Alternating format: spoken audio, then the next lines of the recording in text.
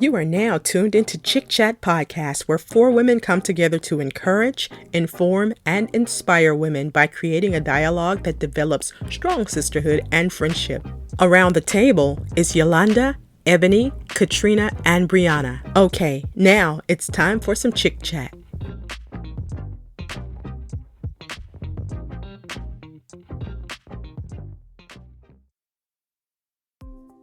Hello, everybody. Welcome back to the ChiChat Podcast. Hey, y'all. How y'all doing?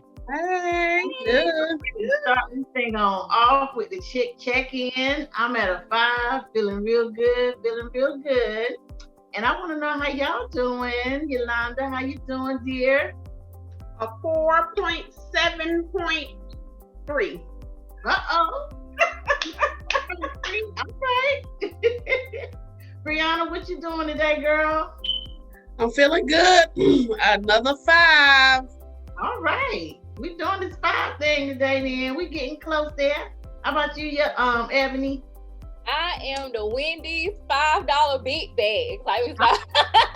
I'm a 5. Or you can say Subway, $5 foot long. How about it? I'm right now, and I really want one. So you got to think in my head now. Well, we're going to just jump right on in today, talking about professionalism in the workplace.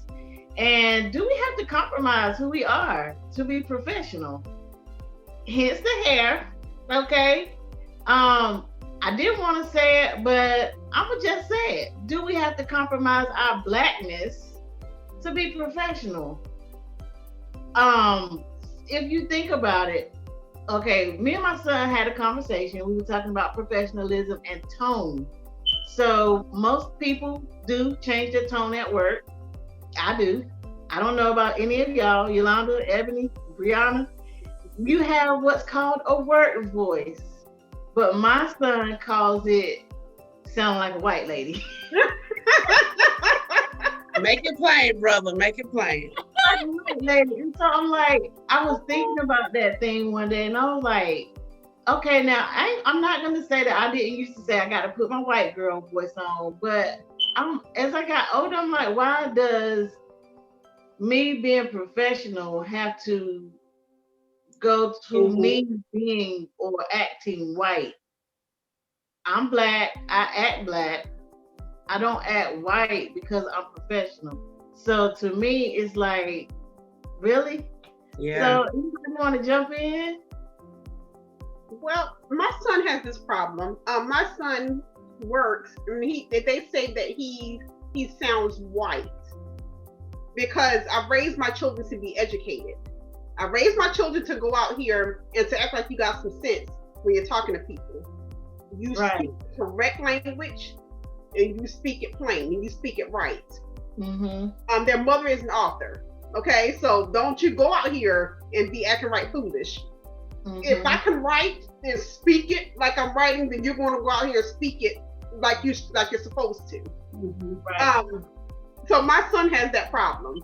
Why can't we just say that human is human and people are people? Why does it have to be you're being white or you're sounding white or you're sounding black? Or I mean, it is what it is. If you have that voice, fine. If you have that tone, fine. Right. Yes. So my question is, thank you, Yolanda, for that. So my question is, have you been told that you sound white just for being, being professional? Ebony? I've never been told I sound white.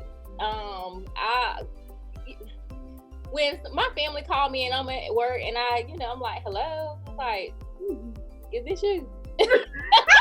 Yes, it is. Like, I mean, I have a huge problem with people saying that because you're professional, they kind of label that as acting white, because that's not true. I mean, you have all nationalities that are professional. You have all nationalities that are ghetto. Like, I mean, it's just the nature of being a human being.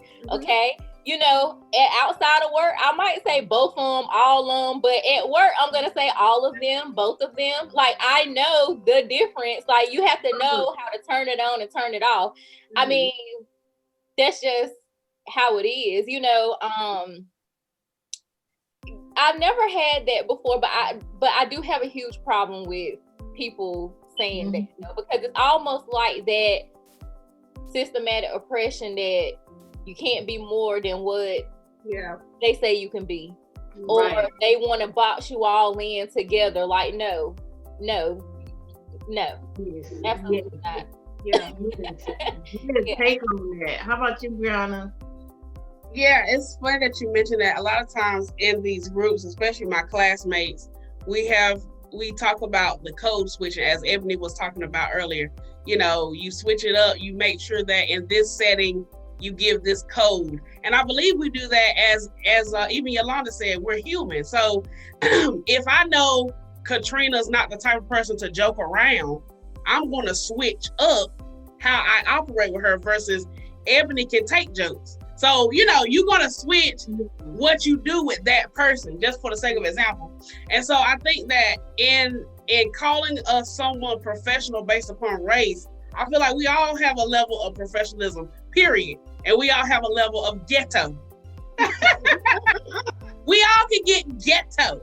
So I think we all should recognize the value of, I have operated with any race and they have acted ghetto. I have operated with any race and they have acted professional.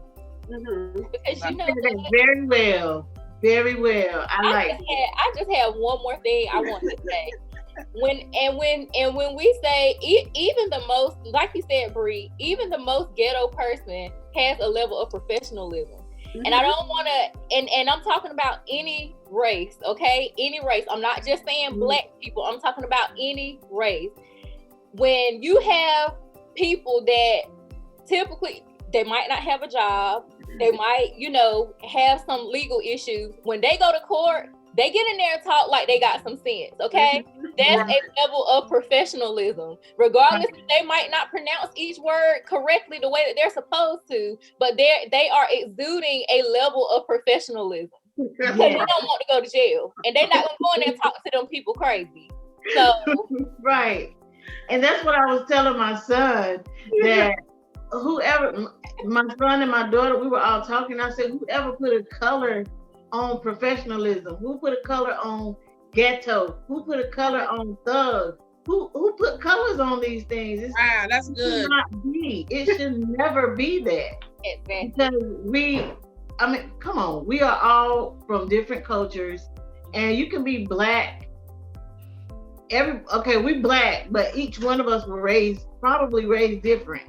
You know what I'm saying? So what being ghetto to me might not be ghetto to you. So the white people, they can be ghetto, blacks ghetto, everybody. So the same thing with professionalism. There's no color on it. But you want to know that just left ghetto. Okay, let's just call it what it is. Ghetto. Let's just call it what it is. He was ghetto. He was.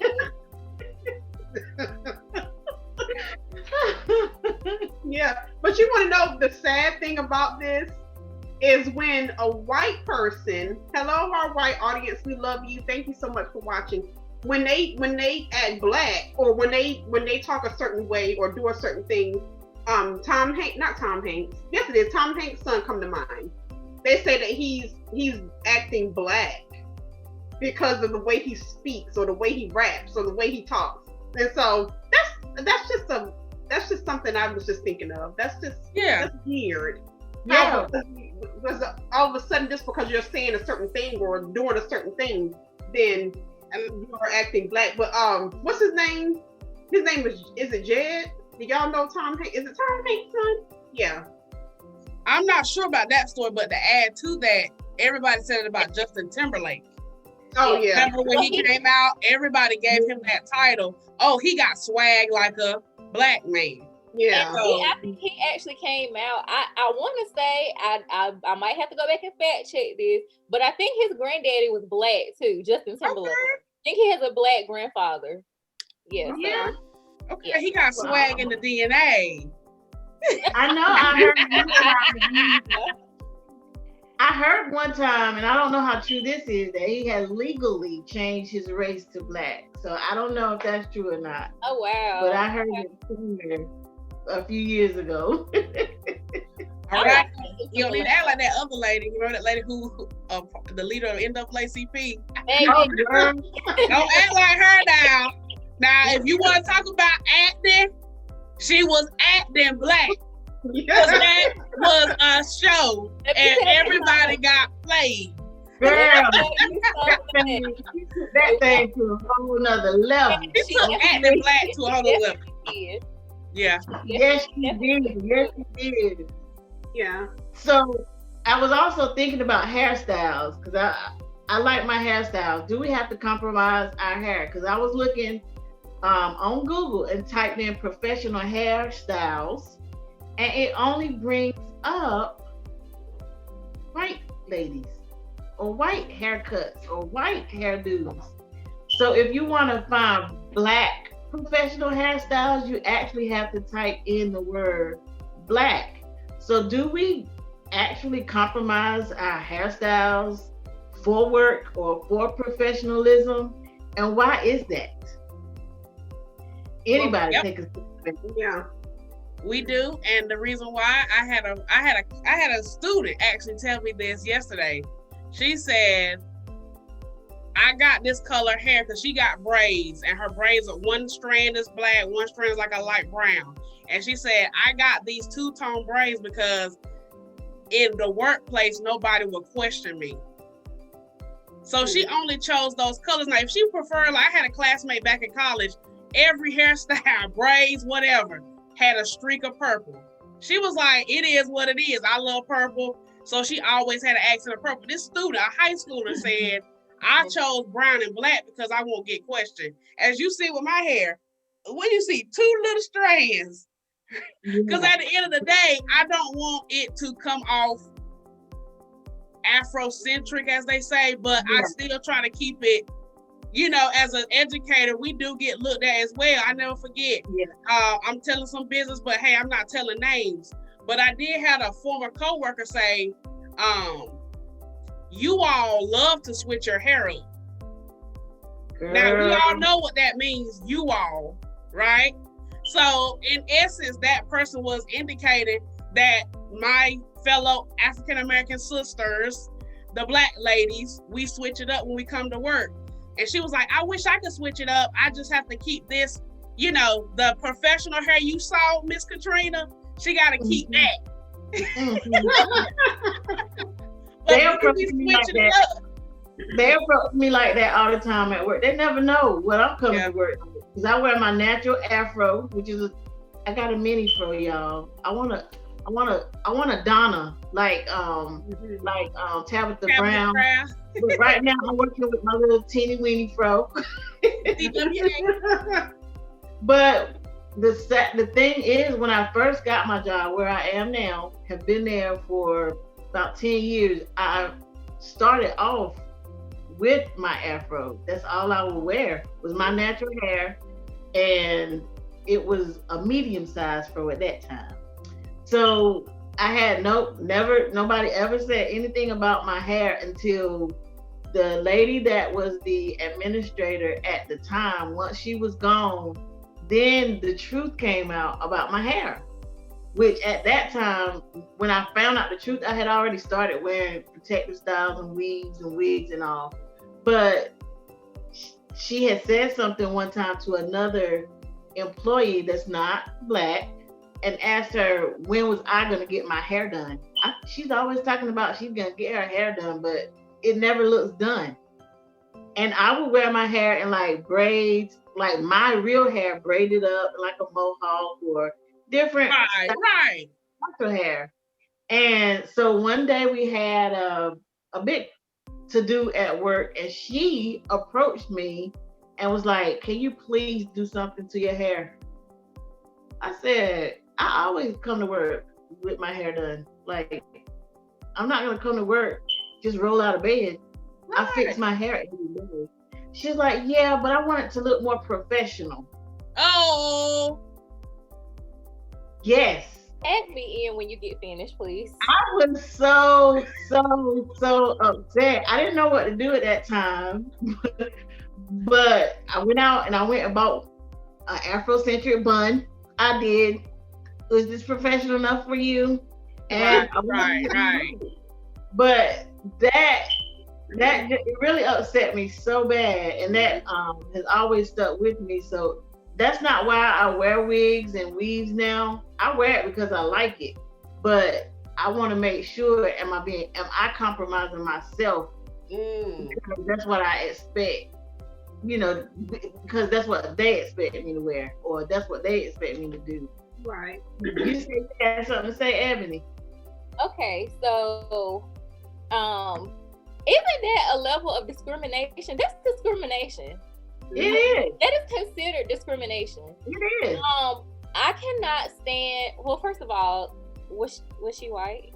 Oh, you know it, most definitely. Okay, so first of all, she's not there anymore. Okay. So my thing is this: people have got to stop being ignorant to natural hair. Okay. Right. You spend hours trying to get the perfect twist out, braid out. You spend heck of a lot of money. Ship. You spend heck of a lot of money on these products. These products are very expensive. Hello, for the people out there, if you're watching, natural hair products are expensive. Okay, they're expensive. People have got to stop being ignorant to that. I cannot stand that. That grinds my gears when people do that, because just because it might not look like something to you or whatever, this is my hair in its natural state. Mm-hmm. She should have assessed the situation before she even spoke on it. Okay. Yeah. And a lot of times when they speak on things, whoever, and I'm not just directing this towards white people, whoever that don't understand black women, their hair and their culture, because they always associate us with, black hair, like black women go through the most with their hair and, all this stuff like that. It's because we have been trying to find our place because we are not accepted. That's why, we have not been accepted. So we're trying to find our place. So you cannot sit here and be so ignorant to the fact, like, she really should assess the situation before she said something. And just so y'all do know, okay, black women are the blueprint for everything, okay? Let me just say that. We are the blueprint. Yes. Because we the blueprint. Yes. Go ahead. Good. Say it, Ebony, because I'm enjoying it. That just like that really, because I can, and you know what? I can honestly say, thank God, like at my current job that I'm working at now, there are a lot of black women in there, and they wear a lot of natural styles. So those styles are really appreciated. You know what I'm saying? Wearing your natural hair is not even a question when you're going to work and wearing your natural hair. At my current job where I'm at now, I did have a doctor say something to me, not at my current job, at a previous job. She asked me, like, is that your real hair, or why is your hair, how did you get your hair that silky? You in my business, don't do that. Okay. Don't do that. You're in my business. Wow. Why are you asking me, like, why is it a question? My thing is, I check your patients in, right? Okay. I made sure I got that referral in your box, right? Okay, yeah, okay, and I made sure I did everything you needed me to do today, right? Okay, all right, so I'm gonna need for you to mind your business and just let me work, because my hair has nothing to do with my work ethic, nothing at all. All that right there. Right. Yeah. What? Wow, the nerve of some people. What? Yolanda, you got anything you want to tag? I do want to. His name is Chet Hanks. Oh, you good? Let me tell y'all something. Now, I don't care who try to say this man act black or whatever. Chet Hanks is fine, okay? I'm out. Look, call me, okay? I'm single. Our girl is a mess, ain't she? Lord, Yolanda. Yeah, but back to the thing at hand. Unfortunately, some jobs won't even hire you if your hair is a certain way. Right. It's a sad case. I think it's better now. But before, my son wanted to go in the military, but he has braids. They said he would have to cut his braids off. He was in JROTC in high school. They wanted him to cut his braids. He was like, no, I'm not cutting my braids. So then I had to go in and say, well, no, he's not cutting his braids. He's not doing that. He's going to keep his braids because, first of all, I say he can have them. That's the first part. Second, he likes them, and so that's his individuality. And if he wants to keep them, then so be it. He's going to keep his braids. Unfortunately, we got people in places like that who shy against that type of stuff. They won't hire you. They won't be bothered with you. And as far as like nose rings and stuff like that too, my daughter's job, her main supervisor, the big supervisor, came down one day and told her she had to get rid of her nose ring. My daughter said, I don't think so. This was not in the conditions when you guys hired me. So she's keeping her nose ring, and I gave her permission to have it. So then there you go. Right. But then that's my point. That some places will not include you because of your hair, and it's a sad case. It's just sad. Yeah, But, I know places that will make you cover tattoos and that type of thing with makeup or that type of stuff because it's not professional. Right. So, I don't know. What about a dress code? Is that compromised as well? I feel like it goes like hand in hand. Like, I know, like for me, like even with hair, like I'm typically black, like jet black. I love my jet black hair. I typically don't do color.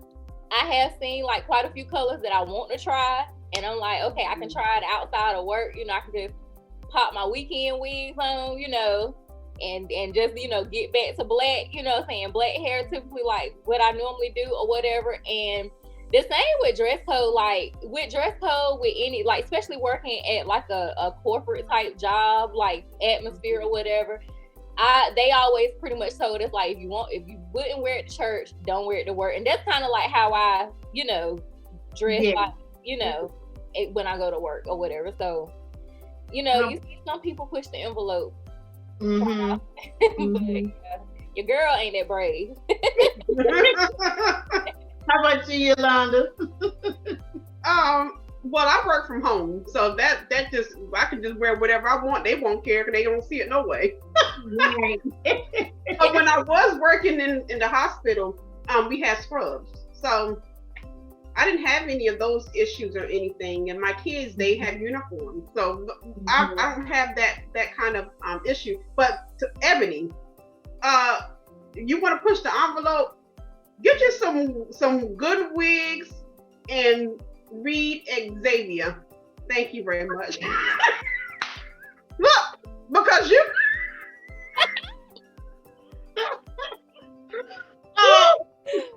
Yes. When I get Xavier in my mind, I do switch the wigs up. Hello, booze. And I become a whole different person. Okay?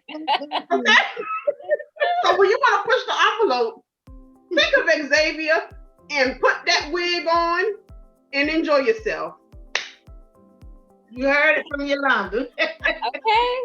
Listen. What Meg say? Switch my wig, make them feel like I'm cheating.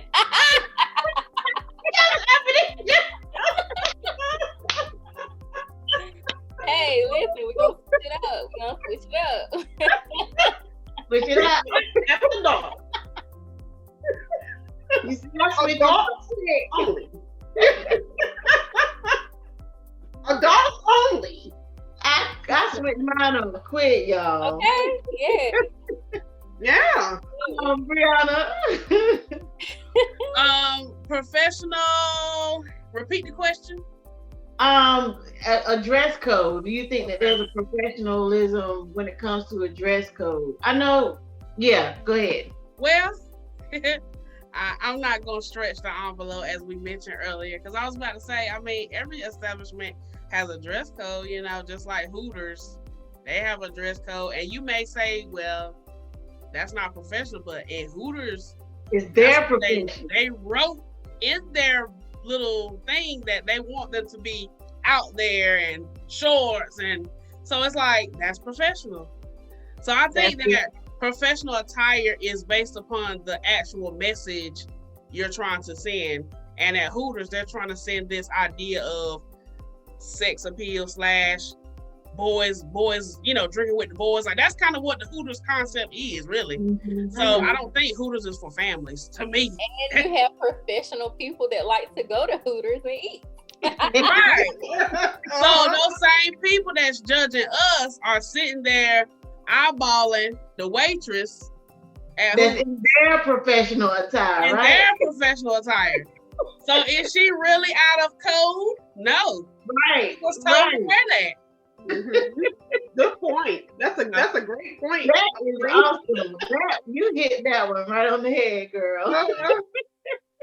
And look, I was going to take it a step further, but I was like, just in case my mama listens.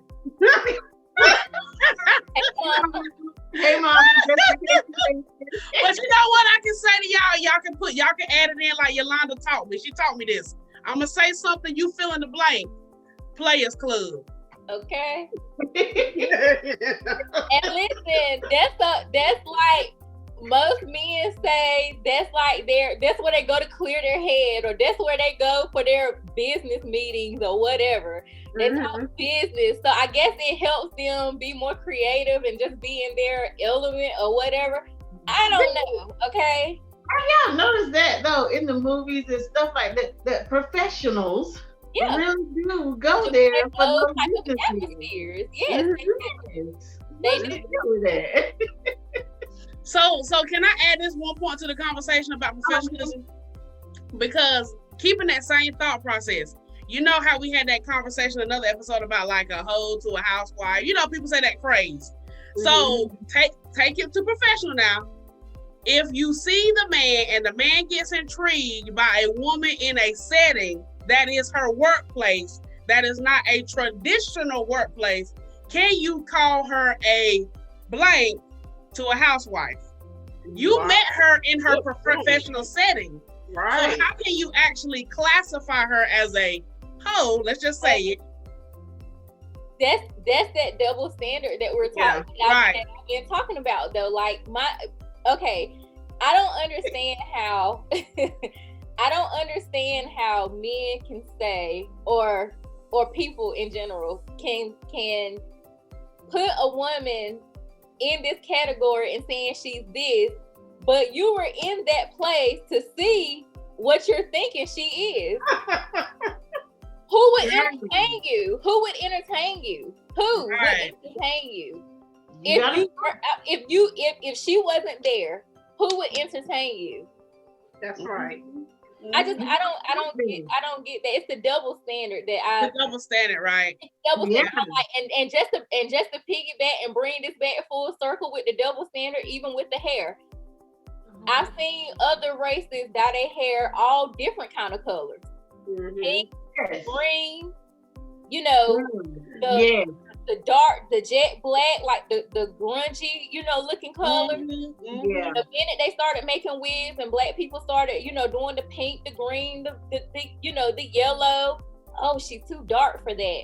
Oh, she, you know, no black woman hair is that blonde and this and this and that. What? Right. So whoever said that we can't wear any hair color we want to wear? Exactly. I can wear whatever color I want to wear as long as I feel like it looks good on me. Exactly. It's always, I feel like it's always we are looked at as angry. We're looked at as, oh, you shouldn't have your hair this way, or you shouldn't have your hair that way. But other nationalities can wear braids, they can wear all this other stuff, and we're not saying you can't do that. That's a black hairstyle. We're not doing that. We're willing to share with you. We're willing to share with you because we know we the originators, okay? So we're willing to share with you. So Yeah. give us our just due. Just give us our just due and let us rock our whatever hairstyle in peace. Like Right. let us wear our hair in peace. Now I'm gonna tell y'all, I've been wanting some blue hair. I just want it. It looks so pretty to me, and I don't want a whole head of blue. I just want me like maybe a streak or two, you know, or an undertone of blue, because I think it's pretty. Yeah. But my office manager, Lord have mercy, I believe I would give her a heart attack. Not only me, any of the white ladies that work in there too. If we were to walk in there with some blue hair, she would probably fall out of her chair. And she tells me that all the time, Katrina, please don't wear blue hair to work. I think now I want to do it so bad just for spite. So if you're watching, Miss Laura, I'm talking about you. Look, Katrina, try blue black. Have you ever tried blue black before? Oh yeah. I've seen it, and I'm thinking I'm gonna try it. She probably wants me to notice it. This is blue black, but you can't tell because it's dark in here. But when I get in the sun, this is blue black. Yeah. Okay. Don't get me in trouble now. Girl, go get your blue black. Go ahead and get your blue black on, girl. Look, so with all that's being said, with Miss Kamala Harris, our new VP, woo, with her being in office now, does it make you feel the more importance of being more professional at work, or can we be a little bit more relaxed now? I think that we should not compromise, who we are anyway. Regardless, it doesn't matter who the president is, who the vice president is.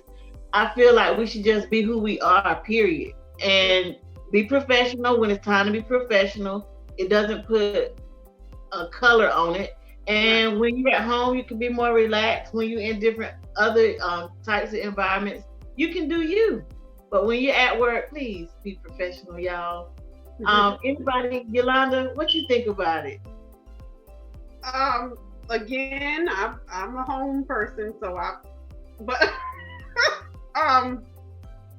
but we never. You're right, Katrina. We shouldn't compromise ourselves, no matter who's in office, no matter who's where and what and doing what. We should be our authentic self at all times. Because God created all of us to be different. Nobody is the same. And if it was, it would be a boring place. So everybody needs to just be themselves. Yeah. Good. How about you, Ebony? I feel like I know a lot of places that I work at, they were really heavy on diversity. So if that is something that your organization, your company is built on, stand on that, and just accept people for who they are with their entire blackness. Yeah. Breonna? Yeah, company standards. I think that in the education world, you're always being looked upon as I'm gonna use Ebony word, blueprint. So just making sure that your presentation sets the tone. But I mean, it's kind of like I gotta kind of piggy off Ebony, because I mean, she said it very good. Like, in essence, whatever you wear to church, wear that in the classroom. Right. Something similar. So yeah. So, Miss Kamala, we congratulate you. We honor you. We love you, girl. And we were rocking those chucks and pearls, girl. We were happy. Yes. So I'm gonna go on to our this or that, and my this or that question is about colors. So, dress code, dresses, or anything. When you think about colors, what do you gravitate towards more? Like dark neutral colors like browns and blues and blacks, grays, or do you like the bold colors like yellows and pinks and purples, the bright standout colors? Me? Yeah. I am a neutral girl. I like the basic colors, the blacks, the whites, the browns, just the nude colors. I'm more of a neutral girl. Okay, you fooled me with that one. I just knew you were gonna be the bright standout colors. Yeah, I like neutral colors. How about you, Yolanda? All about bright, especially a beautiful yellow. I'm bright colors everywhere. I love it. Oh, see, I got it twisted because I was thinking the opposite for you. Let me see if I'm right with Miss Breonna. You go, Breonna. Tell me what you like. I am the full spectrum. It's like, no, I'm really neutral. I'm really neutral. Yeah. Neutral. Yeah. Me too. See, you got me with that full spectrum. I was like, okay. You may catch me yellow, you may catch me black. I don't know. I lean more towards the neutral colors too. But I do like the brights. I might throw that in a little bit here and there, but neutral for me mostly. Mm-hmm. My what the huh? This is kind of a lighter what the huh. When I seen this video, I was a big ball of tears, and so I'm gonna let you so y'all can see it. All of the glory belongs to you. Oh yeah, all of the glory belongs to you. You deserve it. You deserve it. You deserve it. All my worship. You deserve it. Say all of the glory belongs to you. Yes, Lord. All of the glory belongs to you. Thank you, Jesus. Yes, that had me in tears. I thought that was just so amazing to see that baby with his hands, he or she, hands in worship position while his mommy was singing worship music to him. Yeah. I thought that was just amazing, off the chain, had me in tears. Yeah. So God is awesome, God is real. Yeah. And I know, it kind of got me again almost here. So let me move on before I get going. Our ChiChat merch, y'all got to get some. Teesprings.com/chitchat is where you go to get your merch. And don't let me forget our Sister Girl of the Week. I almost forgot that. Gee.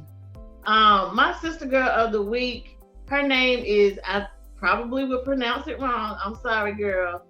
Is it Yolanda Damtu? She is a hairstylist and owner of Aesthetic Salon in Arlington, Virginia.